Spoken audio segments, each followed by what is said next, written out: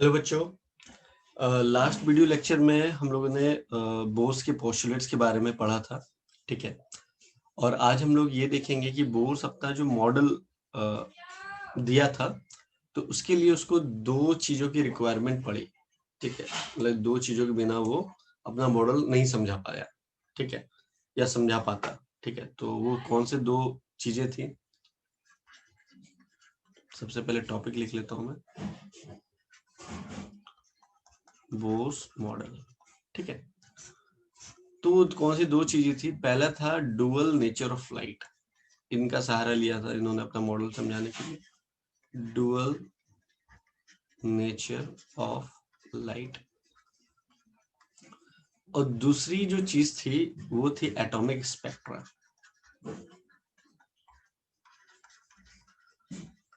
ठीक है, और ये दोनों चीजों के बारे में रदरफोर्ड ने कुछ भी नहीं बताया था।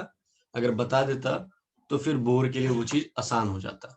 ठीक है, तो रदरफोर्ड ने ये सारी चीजें कुछ भी नहीं बोली थी। आपको प्रीवियस वीडियो का लिंक मैं डाल दूंगा उसमें डिस्क्रिप्शन में, क्या लाइक उनका ड्रॉबैक था, तो फिर बोर्स ने उसको सही करा। ठीक है, तो चलिए, तो सबसे पहले आज हम लोग बात करेंगे। अच्छा, ये डुअल नेचर जो ये मैंने लिखा, ये डुअल नेचर होता क्या है? ठीक है, हालांकि वेब चैप्टर में अच्छे से मैं बताऊंगा आपको। ठीक है, बट यहाँ पे थोड़ा सा बता देता हूँ, नहीं तो आपके दिमाग में रहेगा सर डुअल नेचर क्या होता है। डुअल नेचर का मतलब हो गया कि हमारा जो लाइट है, डुअल नेचर ऑफ लाइट का मतलब जो लाइट है वो एज अ वेव नेचर भी शो करता है और पार्टिकल नेचर। तो जो ये दोनों नेचर शो करता है उसको कहते हैं डुअल नेचर। ठीक है, पार्टिकल नेचर, पार्टिकल वेव लिखा, पार्टिकल नेचर। ठीक है, कोई दिक्कत नहीं। उसके बाद आपको वेव चैप्टर में मैं ये भी पढ़ाऊंगा किसने सबसे पहले, आइंस्टाइन थे जो सबसे पहले पार्टिकल नेचर, मतलब कि लाइट को सिर्फ उन्होंने पार्टिकल नेचर कंसिडर करके अपना थ्योरी दिया था। फिर और भी साइंटिस्ट आए थे, उनका ड्रॉबैक निकाला, बहुत सारी चीजें। ठीक है, क्लास 11th में थोड़ा सा तो आपको पढ़ना ही, क्लास 12 में और अच्छे तरीके से पढ़ना है इसको, है ना। अभी इस चैप्टर में इसकी रिक्वायरमेंट नहीं है, जो रिक्वायरमेंट है वो मैं अभी बताने जा रहा हूँ आपको। ठीक है, उसके बाद एटॉमिक स्पेक्ट्रा है, तो वो तो हम लोग नेक्स्ट वीडियो लेक्चर में कवर अप करेंगे। लेकिन बोस का मॉडल को पढ़ाने से पहले, ठीक है, आप लोग को एक चीज बहुत अच्छे तरीके से आना चाहिए, वो है वेव। वेव क्या है, वेव के पैरामीटर्स क्या है, वेव कितने टाइप के होते हैं। अगर ये सारी चीजें आपको क्लियर होंगी तो आप इनके मॉडल को अच्छे तरीके से समझ पाओगे। ठीक है, तो आज का ये वीडियो मैं इसी के ऊपर बनाने जा रहा हूँ। वेव क्या है, पैरामीटर्स क्या है, इनके टाइप्स क्या है।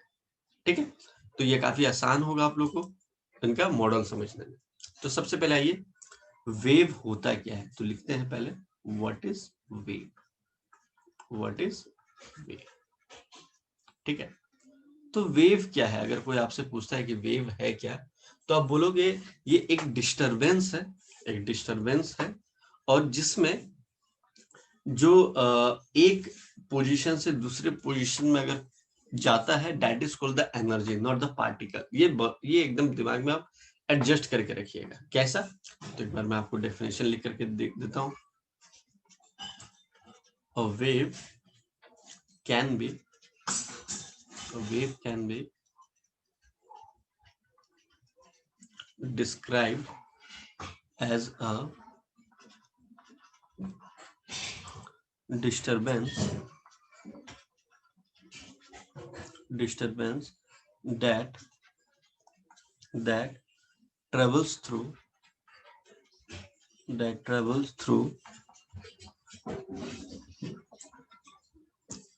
a medium or space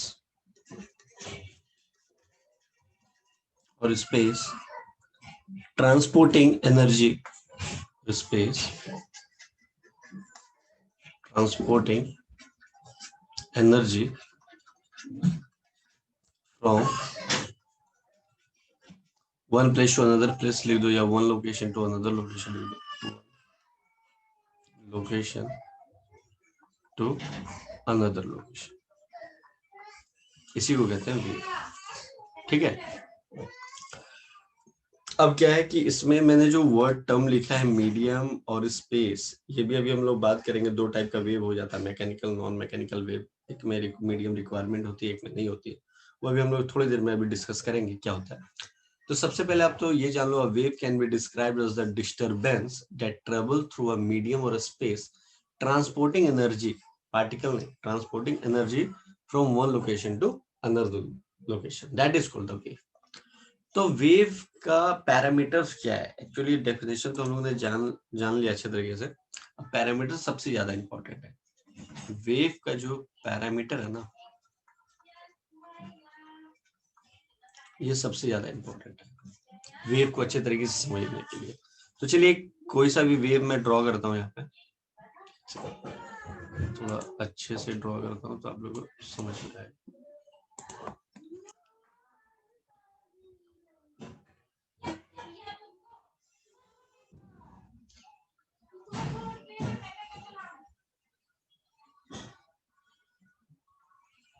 ठीक है, ये वेव मैंने बनाया, ठीक है। एक्चुअली मैं आप लोगों को नोट्स सेंड कर दूंगा, तो वहाँ पे काफी अच्छे तरीके से मैंने बना रखा है सारा कुछ। ठीक है, एक्चुअली मैं समझाने के लिए थोड़ा सा, और लाइक ये पैड है तो थोड़ा सा आदत भी नहीं है, ठीक है, तो एडजस्ट कीजिए थोड़ा सा। ठीक है, बस मैटर को समझिए कि बोलना क्या चाह रहा हूं मैं, कंटेंट क्या है बस उसमें। ठीक है, चलो सबसे पहले एम्पलीट्यूड। एम्पलीट्यूड क्या होता है? What is amplitude? तो एम्पलीट्यूड देखो, ये रेस्ट पे, ये रेस्ट पोजीशन है, ठीक है, और ये इसको बोलते हैं क्रेस्ट, CREST, क्रेस्ट, और इसको बोलते हैं ट्रफ। मतलब क्या हुआ? पॉजिटिव पार्ट का जो टॉप मोस्ट पॉइंट है उसको बोलते हैं क्रेस्ट, और नीचे डाउनवर्ड्स का जो टॉप मोस्ट पॉइंट है उसको बोलते हैं ट्रफ। ठीक है, तो एम्पलीट्यूड क्या है कि इसके डिस्टेंस को, यहां से यहां तक के डिस्टेंस को ही बोलते हैं एम्पलीट्यूड। ठीक है, तो याद रखने के लिए क्या बोलोगे? Distance from rest to crest is called amplitude. तो चलिए पहला पॉइंट लिख लेते हैं, एम्पलीट्यूड क्या हो गया? एम्पलीट्यूड हो गया distance from, distance from crest to, sorry rest, rest to crest. ठीक है, इसको बोलते हैं एम्पलीट्यूड। सेकेंड क्या है हमारा? वेवलेंथ, सबसे इंपॉर्टेंट वेवलेंथ। बच्चे लोग बहुत कंफ्यूज रहते हैं इस वेवलेंथ, आज एकदम क्लियर ही हो जाएगा आप लोग। अब देखो, ये ट्रफ पकड़ लो, ये ट्रफ पकड़ लो, इसके बीच का जो डिस्टेंस को बोलते हैं क्या? वेवलेंथ। अब तुम बोलो सर क्रेस्ट क्या? हाँ, इसके भी दोनों के डिस्टेंस को पकड़ो, इसको ही बोलेंगे वेवलेंथ। एक और चीज है वेवलेंथ, क्या? रेस्ट से एक कंप्लीट साइकिल जो बना रहा है, यहां से देखो ध्यान से, जिसको मैं डार्क कर रहा हूं, ठीक है, तो इसके भी डिस्टेंस को बोलेंगे क्या? बोलेंगे वेवलेंथ। क्लियर है? चलो आगे बढ़ते हैं। तो वेवलेंथ यहाँ पे लिख देता हूं फिर, distance between, between crest to crest, crest to crest, या trough to trough, trough to trough. Crest to crest ले लो या ट्रफ टू ट्रफ ले लो, तो उसको क्या बोलेंगे हम लोग? वेवलेंथ बोलेंगे। इसके बीच के जो डिस्टेंस है उसको वेवलेंथ बोलेंगे। या एक कंप्लीट साइकिल तुम ले लो, उसको भी हम लोग वेवलेंथ ही बोलेंगे। ठीक है, थर्ड पॉइंट पे आते हैं। Third point that is called the wave number. ठीक है, वेव नंबर क्या होता है? What is wave number? तो वेव नंबर को जो जनरली डिनोट करते हैं दैट इज कॉल्ड द 1/लैम्डा। मतलब वेव नंबर अगर आपको निकालना है तो 1/लैम्डा अगर कर देते हैं तो वेव नंबर फाइंड आउट हो जाएगा। ठीक है, ये ज्यादा कुछ है नहीं। फोर्थ वाला पार्ट सबसे ज्यादा इंपॉर्टेंट है, that is called the period of a wave. Period of a wave, ठीक है, पीरियड ऑफ अ वेव क्या होता है? Time taken to move through one complete oscillation. अच्छा, वेव नंबर का डेफिनेशन लिख दो क्या? चलिए लिख लीजिए। वेव नंबर क्या होता है? Number of wavelength, number of number of wavelength per unit distance. देखिए ये डिस्टेंस ही तो है lambda, number of wavelength per unit distance, per unit distance is called wave number. तो पीरियड ऑफ अ वेव क्या है? पीरियड है time taken to move through one complete oscillation. ये एक कंप्लीट ऑक्सीलेशन करने में जितना टाइम लगता है that is called the period of a wave. तो यहाँ पे मैं लिख देता हूँ पीरियड ऑफ अ वेव क्या है। टाइम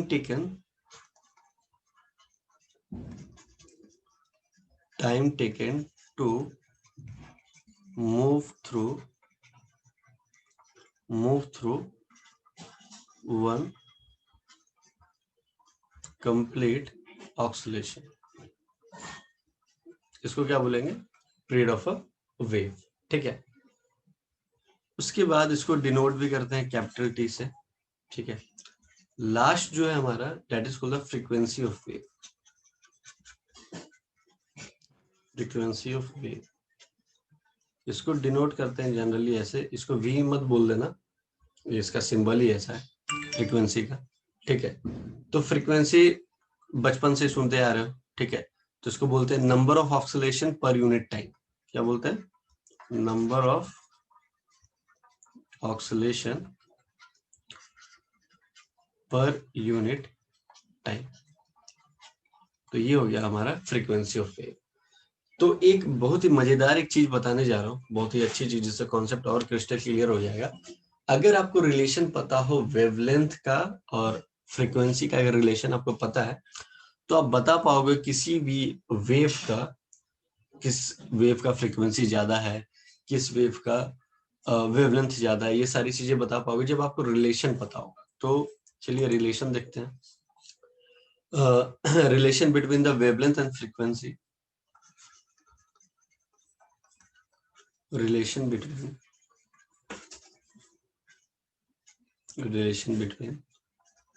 wavelength and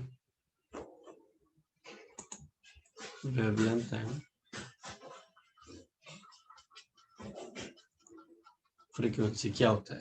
तो ये होता है lambda equals to C upon frequency. एक सेकेंड आप लोग थोड़ा सा वेट करना, कुछ टेक्निकल एरर आ रहा है। हेलो बच्चों, वो थोड़ा टेक्निकल प्रॉब्लम आ गया था। ठीक है, अब ये रिजॉल्व हो गया। ठीक है, तो देखिए रिलेशन बिटवीन, हम लोग क्या देख रहे थे? Relation between the wavelength and the frequency. तो lambda equals to c by v लिखा हूं मैं। तो यहाँ पे सी लैम्डा वी है क्या? चलिए बताता हूँ मैं आपको। यहाँ पे जो लैम्डा है that is called the wavelength. ये क्या है? वेवलेंथ। ये मीटर में होगा आपका। ठीक है, ये क्या है? फ्रीक्वेंसी। ठीक है, ये किस में होगा? ये पर सेकेंड और हर्ट्स। ठीक है, और ये आपका जो c है that is called the speed of light. Speed of light. ठीक है, ये किस में होगा आपका? लाइक ये तो कांस्टेंट होता है, तो इसको लिख दिया, इसकी वैल्यू लिखना पड़ेगा इंटू 10⁸ मीटर पर सेकेंड। ठीक है, चलिए अब इस पे एक थोड़ा सा एक ये बताता हूँ मैं आपको। इसमें एक छोटा सा न्यूमेरिकल भी करा देता हूँ और एक वेव के एग्जांपल से भी समझाता हूँ मैं आपको। ठीक है, ये दो ले लिया मैंने। ठीक है, एक वेव ऐसा है और एक वेव ऐसा है। ठीक है, तो ध्यान से देखिएगा, ये जो ओरिजिन है यहां से लेकर के एक कंप्लीट साइकिल है, तो इसको एक वेवलेंथ बोलूंगा मैं, तो लैम्डा 1 बोल दिया।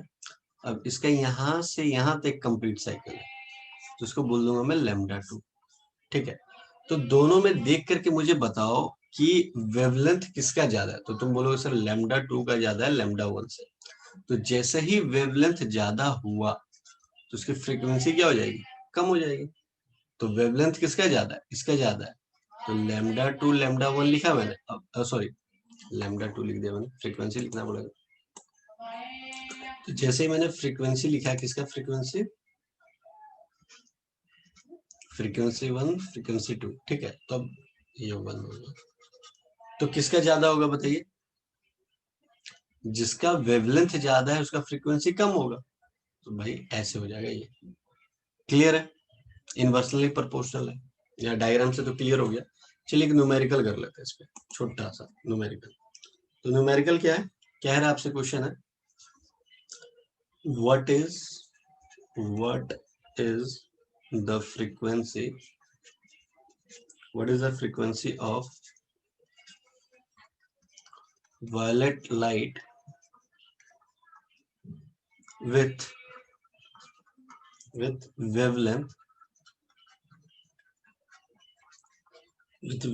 400 नैनोमीटर, ठीक है। तो देखिए क्या क्या गिवन दिया हुआ है, पहले आपको सी तो पता ही होगा, सी होता है 2.998 इंटू 10⁸ मीटर पर सेकेंड, ठीक है। वेवलेंथ हमारा लैम्डा जो दे रखा है 400 नैनोमीटर, इसको मीटर में कन्वर्ट के लिए अभी बताया था, मीटर में रखना है, 10⁻⁹ हो जाएगा मीटर। तो वेवलेंथ का फॉर्मूला हम लोग देखा था C/लैम्डा, ठीक है। लैम्डा क्या है हमारा, वो फ्रीक्वेंसी है, सॉरी वेवलेंथ है। तो क्या लिखूंगा यहाँ पे, फ्रीक्वेंसी तो ये है जो v तरीके से लिख दिया मैंने, ऐसे होगा, ठीक है। तो c क्या है हमारे पास 2.998 इंटू 10⁸, ये हो गया मीटर पर सेकेंड, और ये हो जाएगा आपका 400 इंटू 10⁻⁹। इसको जैसे तुम लोग सॉल्व करोगे तो आंसर आएगा आपका 7.50 into 10⁻14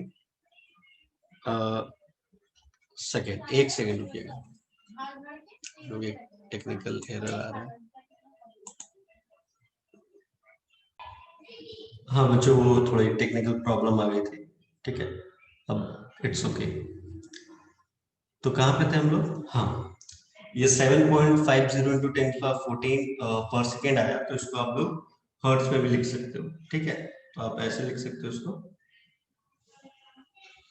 equals to 7.50 into 10⁻14 hertz, क्योंकि आपको पहले ही मैंने आई थिंक ये स्लाइड पे, अच्छा हाँ ये देखिए, ये देखिए पर सेकेंड या हर्ट्ज पे आप लिख सकते हो। स्पीड ऑफ लाइट बता दिया मैंने, वेवलेंथ मीटर में रखिएगा, ठीक है। एक छोटा सा न्यूमेरिकल भी बता दिया, कॉन्सेप्ट पूरा क्लियर हो गया होगा आप लोग, करना क्या है उसमें, ठीक है। चलिए इसके बाद नेक्स्ट जो है आपको मैंने बताया था कि एक्चुअली जो आपको करना है, तो वेव क्या है, ठीक है। तो वेव, तो व्हाट इज वेव हम लोगों ने कर लिया, ठीक है। वेव के कितने टाइप होते हैं? वेव्स के बेसिकली दो टाइप हैं, ठीक है। पहला होता है मैकेनिकल वेव, मैकेनिकल वेव, तो दूसरा जो है वो होता है non mechanical wave, non mechanical wave, ठीक है। मैकेनिकल वेव वैसे वेव होते हैं जिसमें मीडियम की रिक्वायरमेंट होती है, रिक्वायर मीडियम, ठीक है। और नॉन मैकेनिकल वेव जिसमें रिक्वायरमेंट नहीं होती, don't require any medium, don't require any medium, ठीक है। तो ध्यान दीजिएगा, डोंट रिक्वायर एनी मीडियम, इसका तो एग्जांपल काफी आसान हो जाएगा आपको बोलना, सर एक्स रेज, ये लोगों को मीडियम नहीं चाहिए होता है, रेडियो वेव्स, ये सबको कोई रिक्वायरमेंट नहीं होती, अल्ट्रा वायलेट रेज, बहुत सारे एग्जांपल। बट मैकेनिकल वेव को फर्दरली दो भागों में बांटा गया है, that is called the longitudinal wave,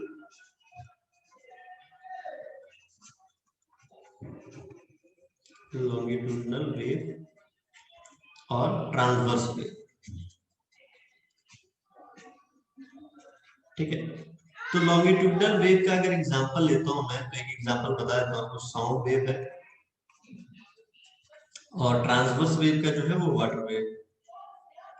अब ये डिटेल्स में जो है ना यहाँ पे नहीं पढ़ेंगे, ठीक है, वो हम लोग वेव चैप्टर में पढ़ेंगे। मैं बार बार आप लोगों को बता रहा हूँ कि डिटेल्स में नहीं जानना है सबके बारे में, बट आपको पता होना चाहिए कि एक्चुअली है क्या ये चीजें, तो इसलिए मैं बता दे रहा हूँ आप लोगों को, ठीक है। अदरवाइज उसको जब वेव चैप्टर हम लोग करेंगे उसमें आराम से लॉन्गिट्यूडनल वेव क्या होता है, ट्रांसवर्स वेव क्या होता है, अच्छे से डिटेल में जाए। अभी बस ये जान लो कि मैकेनिकल वेव का दो टाइप है, क्योंकि क्या है ना, अगर मैं मैकेनिकल वेव का अगर दोनों पार्ट नहीं बताता आपको, तो इससे क्या होता है कि आपको ये लगता है, मैं एग्जांपल डायरेक्टली बोल देता है कि ये साउंड वेव है, ये वाटर वेव है, ठीक है। तो आप नेट पे जब सर्च करते हो तो दिखाता है कि लॉन्गिट्यूडनल वेव है, आपको लगता है सर तो मैकेनिकल वेव पढ़ा था। तो ये कंफ्यूजन क्रिएट ना हो, तो इसलिए मैकेनिकल वेव को दो भागों में बांटा गया है, दैट इज अलग है, साउंड वेव का लॉन्गिट्यूडनल है, वाटर वेव का ट्रांसवर्स वेव है, ठीक है। तो ये सारी चीजें, इसके बाद जो आपको मेन लाइक बोर्स के मॉडल में जो आपको सबसे ज्यादा हेल्पफुल करेगा, that is called the electromagnetic wave. तो इलेक्ट्रोमैग्नेटिक वेव ही है आपका नॉन मैकेनिकल वेव, जिसको कोई रिक्वायरमेंट नहीं होती है, ठीक है। तो चलिए नॉन मैकेनिकल वेव के बारे में पढ़ते हैं, तो उसको ही बोलते हैं electromagnetic wave.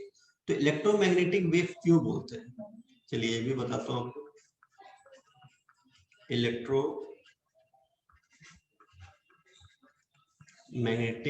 Wave, electromagnetic wave क्यों बोलते हैं इसको, ठीक है। चलिए तो सबसे पहले ये जानो कि इसको किसने सजेस्ट करा था, किसने इंट्रोड्यूस करा था, तो उसका नाम है James Maxwell.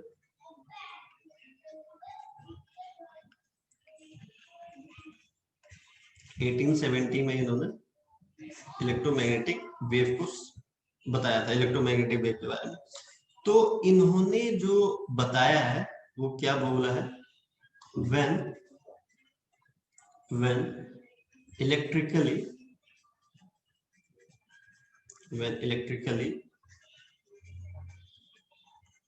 charged particle when electrically charged particle move under acceleration, move under acceleration, तो alternating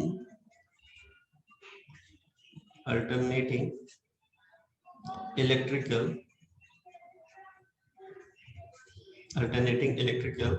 and magnetic fields are produced या transmitted। अब देखिए ध्यान से, यहाँ पे क्या कह रहा है, when electrically charge particles move under acceleration, acceleration में आता है तो क्या होता है, electrical alternative electrical and magnetic field, अगर इन दोनों को मिला दे तो इलेक्ट्रोमैग्नेटिक नहीं बन जाएगा, दोनों को मिला दे तो इलेक्ट्रोमैग्नेटिक बन गया। प्रोड्यूस्ड एंड ट्रांसमिटेड, ट्रांसमिटेड किस फॉर्म में, वेव की फॉर्म में। तो यहां से एक टर्म मिला हमें इलेक्ट्रोमैग्नेटिक वेव, जो कि नॉन मैकेनिकल वेव होता है, जिसको कोई रिक्वायरमेंट नहीं होती, मीडियम की कोई रिक्वायरमेंट नहीं होती, ठीक है।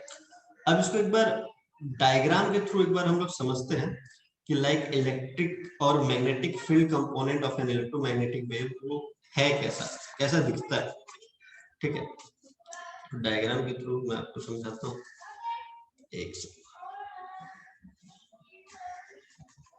तो ये देखिए आपकी स्क्रीन में डायग्राम, ठीक है। तो देखिए यहाँ पे ये एक एक्सिस है, ये जो एरो लंबा सा एरो जो जा रहा है ब्लैक कलर का, वो एक्सिस है। उसपे जो ये ब्लू वाली जो वेव्स आपको दिख रही है, that is called the electric wave, और जो आपको रेड वाली जो दिख रही है, that is called the magnetic wave. और आपको तो बताया था क्रस्ट क्रस्ट का या ट्रफ ट्रफ का जो डिस्टेंस होता है उसको वेवलेंथ बोलते हैं, वही लिखा हुआ है यहाँ पे। और ये प्रोपागेशन डायरेक्शन है, मतलब इस तरीके से जा रही है ये। तो एक चीज आप लोग इस डायग्राम पे नोटिस कर रहे होंगे कि इलेक्ट्रिक फील्ड और मैग्नेटिक फील्ड दोनों आपस में म्यूचुअली परपेंडिकुलर है। क्या आप नोटिस कर रहे हो इस डायग्राम पे, ये म्यूचुअली परपेंडिकुलर है, ये आप देख रहे होंगे म्यूचुअली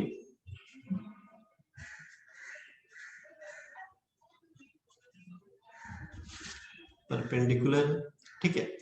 और एक चीज और आप नोटिस कर रहे हो इस डायग्राम पे, क्या डायग्राम पे नोटिस कर रहे हो कि दोनों, आप इलेक्ट्रिक फील्ड ले लो, मैग्नेटिक फील्ड ले लो, दोनों का एम्पलीट्यूड जो है वो सेम है।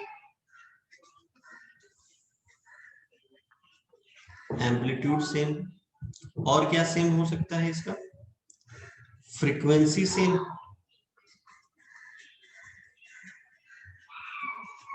और क्या सेम है, स्पीड सेम है, और क्या सेम हो सकता है, एक और चीज है, याद करो, वेवलेंथ। ठीक है, ये चारों चीज आपका इलेक्ट्रिक फील्ड और मैग्नेटिक फील्ड दोनों का सेम होता है। क्या होता है, सेम होता है। ठीक है, डिफरेंट क्या है, दोनों आपस में म्यूचुअली परपेंडिकुलर, बस। तो ये था आपका इलेक्ट्रोमैग्नेटिक वेव के बारे में एक छोटा सा डिस्क्रिप्शन।